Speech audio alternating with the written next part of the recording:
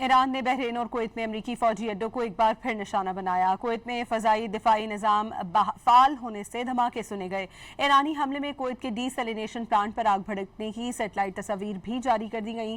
Bahrain में भी अमरीकी अहदाफ को निशाना बनाया गया। बहरीनी हुक्काम के मुताबिक फ़ज़ाई दिफाई निज़ाम ने खतरे से निमटा। इस दौरान मुल्क में खतरे के सायरन गूंजते रहे।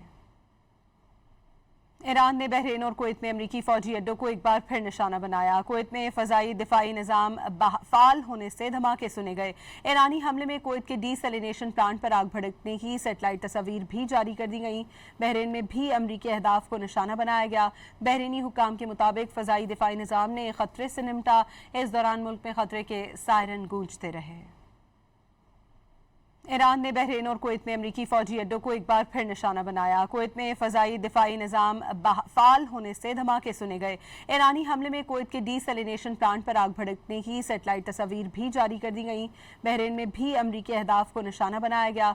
बहरीनी हुक्काम के मुताबिक फ़ज़ाई दिफाई निज़ाम ने खतरे से निमटा। इस दौरान मुल्क में खतरे के सायरन गूंजते रहे।